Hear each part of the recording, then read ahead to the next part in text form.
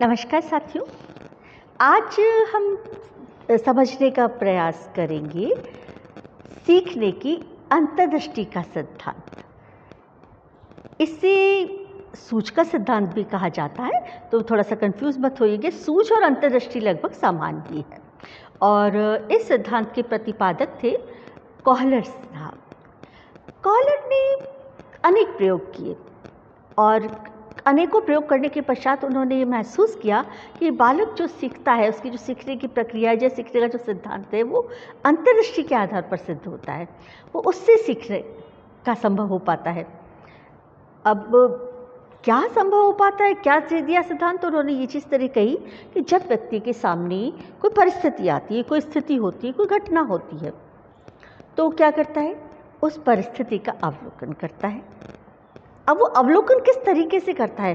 पूरा उसको खोजता है, ये क्यों हुई, कब हुई, कैसे हुई, किस वजह से हुई, इसके क्या परिणाम संभव हैं। तो इस तरह से जो वो देखता है, इस तरह से वो उसका प्रत्यक्षीकरण करता है, उसको समझने की कोशिश करता है, तो स्वयं भी उससे जुड़े हुए जो उद्देश्य है, उस समस्या के समाधान की तरफ उसको लेके जाते हैं और वो विचार, वो संभावनाएं उसके भीतर पैदा हो जाती हैं। वह अंतर्दृष्टि कहलाती है।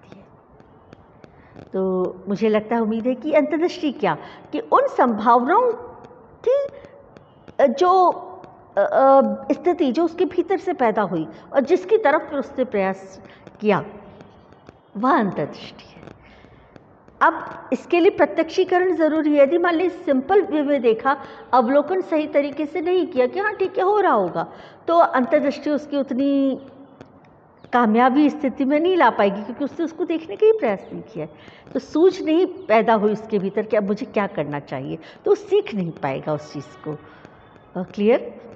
तो हम इसको इस तरह से देखें कि कोई स्थिति आई और उसको लगा ये कब हुई, क्यों हुई, किन वजह से हुई, तो उसको उस स्थिति से निकलने के लिए अंदर से सूझेगा कुछ न कुछ। बस वही तो अंतर्दृष्टि है। तो सीखने के लिए वह अंतर्दृष्टि जो है वो महत्वपूर्ण है। जब किसी के भीतर वो अंतर्दृष्टि पैदा होती है तो इंसान फटाफट सीख जाता है, उसको बालक सीख जाता है। तो सीखने के लिए अंतर्दृष्टि का सिद्धांत इस तरह से हम समझ पाएंगे। अब देखिए, अंतर्दृष्टि भी सभी की पृथक पृथक होती है, तो कौन से कारक हैं जो इसको प्रभावित करते हैं? सभी के भीतर समान अंतर्दृष्टि क्यों नहीं हो पाती, है ना? क्योंकि इसको हमको देखना पड़ेगा। अभी जैसे कॉहलर ने भी प्रयोग जो किए थे, तो वो कौन से प्रयोग किए थे? उनका एक सिंपल सा प्रयोग था। वैसे उन्होंने कई प्रयोग किए थे। एक के बाद अपन बात करते हैं कि एक बड़ा सारा कक्ष था, उसके अंदर उन्होंने छत पर कुछ केले लटका दिए और नीचे एक बॉक्स रख दिया। एक बॉक्स समान ऊंचाई वाला और दूसरा वहाँ और पास में रख दिया। उसके अंदर चिंपांजी को रख दिया। अब चिंपांजी को वो केले प्राप्त करने थे, तो स्वाभाविक है उस बॉक्स पर चढ़कर उससे प्राप्त करने का प्रयास किया, उससे नहीं हुआ। अब कॉहलर ने क्या किया था कि वो जो दूसरा बॉक्स रखा था वो इतनी हाइट का था, उसकी इतनी ऊंचाई थी कि यदि उसको उस बॉक्स के ऊपर रखा जाए और फिर उस पर चढ़कर यदि चिंपांजी केले लेने का प्रयास करेगा तो उसको सफलता हासिल हो जाएगी। पर कई बार करने के बाद भी चिंपांजी को सफलता नहीं मिल पाई। फिर उन्होंने अलग से उसके ऊपर स्वयं भी उसके ऊपर रखा, एक बॉक्स के ऊपर दूसरा बॉक्स, और उस पर चढ़ने का प्रयास किया। तो उसको देख के उसको भी सूझा कि हाँ ये मैं कर सकता हूँ। फिर उसने भी वही किया, दूसरा बॉक्स ऊपर रखा और केले ले लिए। तो उसके भीतर वो परिस्थिति जन्य सूझा, समझा उसने और कर लिया। और फिर इस तरह के प्रयोग उसने 3 या 4 बार 5 बार बहुत बार किए और उसने इस चीज़ को पाया कि हाँ ये सार्थकता है। सीखने में अंतर्दृष्टि की भूमिका बहुत महत्वपूर्ण है।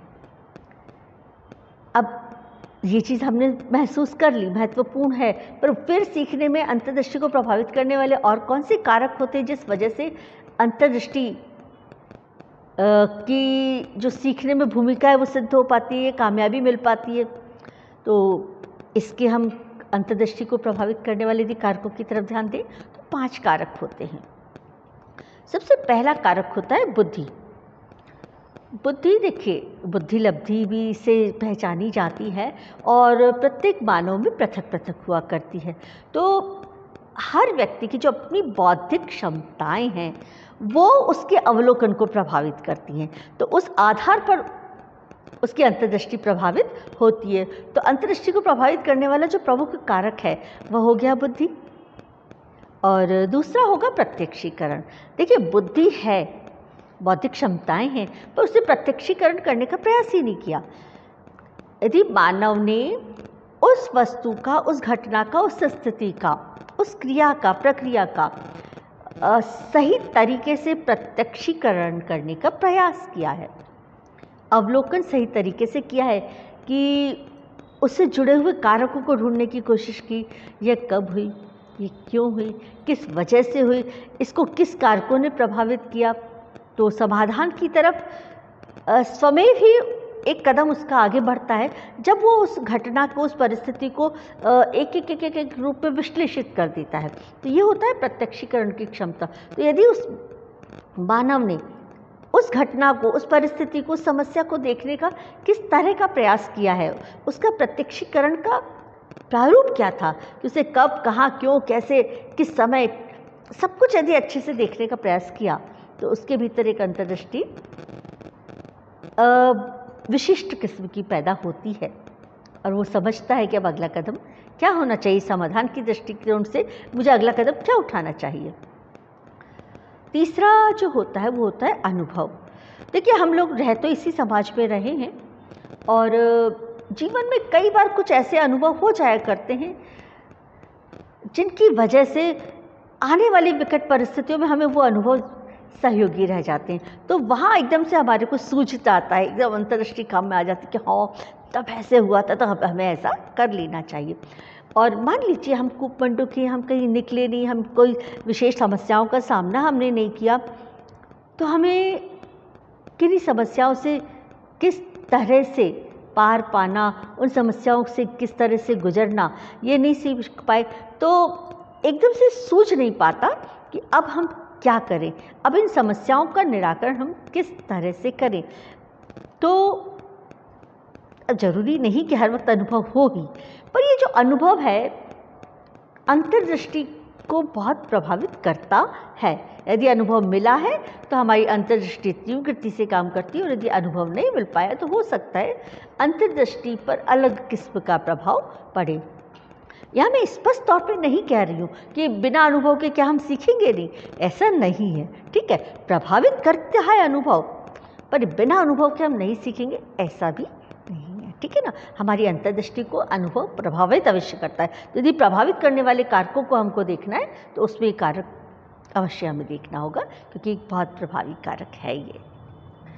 चौथा जो होता है वो है समस्या का प्रकार, मतलब जिस समस्या, जिस परिस्थिति का हम सामना कर रहे हैं उसका प्रकार क्या है।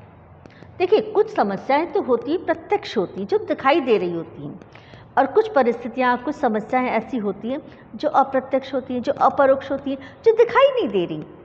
अब जब दिखाई नहीं दे रही तो उनके बारे में प्रत्यक्षीकरण करना बहुत सहज नहीं हो पाता, उसके लिए प्रबल बौद्धिक क्षमताओं की ज़रूरत होती है, और अंदर से एक जो जुनून सा होना चाहिए उसकी भी ज़रूरत होती है। तो जो समस्याएं का प्रकार है वो भी हमारी अंतर्दृष्टि को प्रभावित करता है, कि परिस्थिति स्पष्ट रूप में दिख ही नहीं रही,